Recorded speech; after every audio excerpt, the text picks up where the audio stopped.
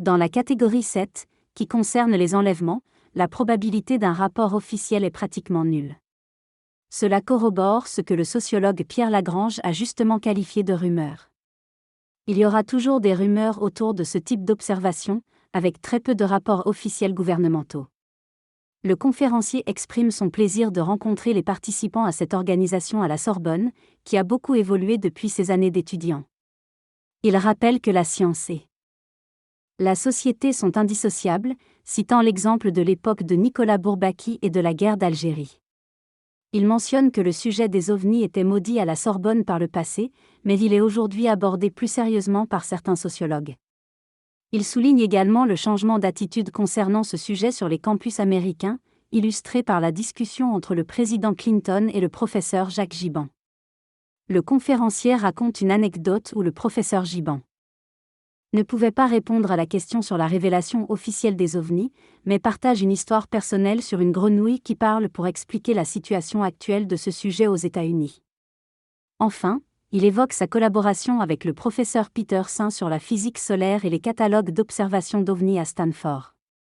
Malgré l'absence de financement spécifique, ils ont développé une sélection des cas les plus intéressants. Lors de cette réunion, différents experts ont discuté de la question des observations d'ovnis.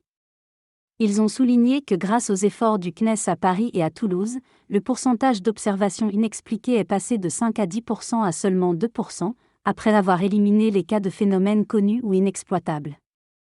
Un officier à la retraite des services de l'armée américaine a également partagé son expertise, soulignant l'importance des statistiques dans l'analyse des phénomènes inexpliqués. Il a expliqué que dans ses missions de renseignement, les 2% de cas restants pouvaient être cruciaux et nécessitaient une attention particulière.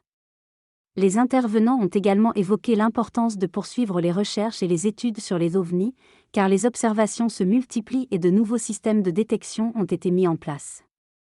En France, notamment, les scientifiques du CNES travaillent désormais en corrélation avec des mesures météorologiques et des données officielles de l'armée de l'air, ce qui renforce la crédibilité des observations.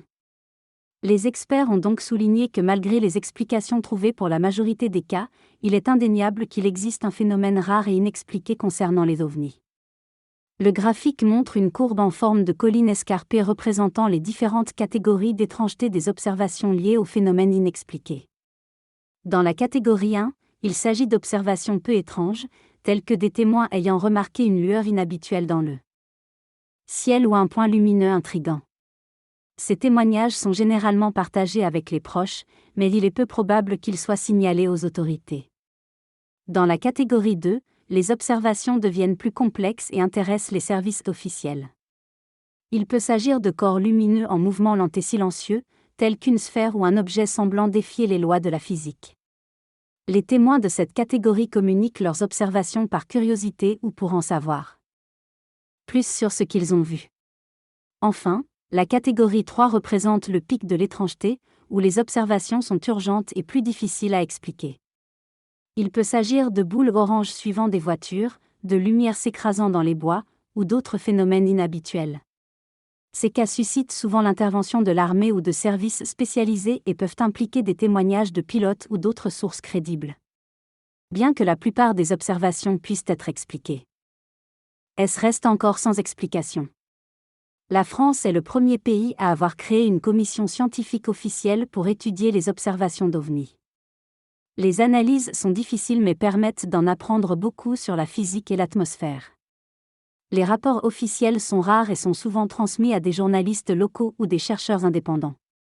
Certains cas sont classés dans la catégorie 4, où des objets semblent suivre des voitures, tandis que d'autres sont classés dans la catégorie 5, où des créatures sont observées près des engins. Les catégories 6 et 7, qui incluent les enlèvements présumés, sont rarement pris en compte par les services officiels. Les cas de paralysie et les témoignages bouleversants relèvent souvent d'études spécialisées du témoignage humain. Les méthodes d'hypnose peuvent être trompeuses, mais il existe d'autres méthodes psychologiques plus fiables pour approfondir les souvenirs des témoins. Ces études ont souvent des résultats bouleversants et sont différentes des études scientifiques classiques. Dans cette recherche, L'auteur constate des corrélations importantes entre les deux groupes étudiés, mais il décide dorénavant de se concentrer sur les catégories de droite qui ne relèvent pas du gouvernement ou des services de renseignement. Il souligne que les méthodes actuelles d'analyse sont insuffisantes face à une majorité de rapports qui proviennent d'un nombre inconnu d'observations non rapportées dans certains pays. Elle mentionne également que les autorités militaires sont compétentes dans une minorité des cas et que certaines photographies d'objets présentées dans la presse ne sont en réalité que des images infrarouges. Il indique aussi que le chiffre de 2 à 3% de cas inexpliqués annoncés par les services officiels doit être relativisé en tenant compte des observations non rapportées pour diverses raisons. Il met en garde contre les révélations officielles hâtives et la présentation du phénomène comme une menace, soulignant qu'il est dangereux d'aborder le sujet de manière précipitée et politique plutôt que scientifique. Il affirme qu'il est inutile de séparer la science de l'évolution de la société et conclut que nous devons prendre en compte les observations moins explorées ou négligées pour une meilleure compréhension du phénomène. Les observations de phénomènes étranges suscitent souvent un fort impact émotionnel et remettent en question l'équilibre psychologique du témoin. Cependant, ces observations ne sont que rarement rapportées aux autorités officielles et sont mal socialisées. Les autorités militaires, en particulier, sont souvent déconnectées de la réalité sociale et interprètent toute anomalie comme une menace potentielle. L'avenir de l'étude de ces phénomènes dépendra d'un rapport de force entre le Congrès américain et les grandes sociétés spécialisées dans les appareils militaires et spatiaux. Le véritable danger réside dans le manque de recherche plus accessible et fondamentale, qui pourrait englober les sciences du vivant et les performances physiques au-delà des programmes secrets. Il est temps pour les grands pays d'ouvrir davantage leurs dossiers à la communauté scientifique mondiale. Les premières méthodes d'analyse s'appuyaient sur les rapports de gendarmerie en France, tandis qu'aux États-Unis, il n'existe pas une organisation similaire couvrant tout le territoire. Les études de terrain et les mesures scientifiques ont contribué à encadrer ces observations.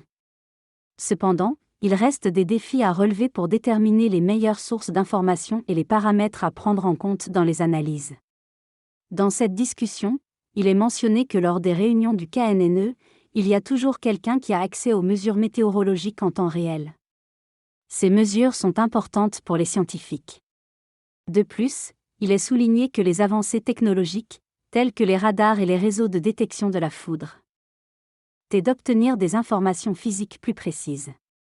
Cependant, il est noté que le témoignage oculaire est également crucial, car il apporte une perspective et une culture unique, ainsi que des informations sur les conditions physiques spécifiques au lieu de l'observation.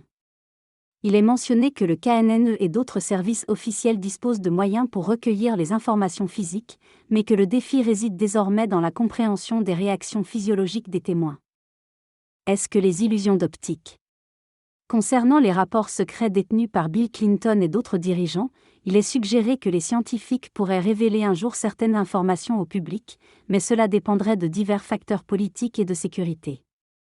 Une question est soulevée quant à savoir si la révélation de l'existence réelle des phénomènes liés aux ovnis pourrait entraîner une censure de l'information à des fins de sécurité.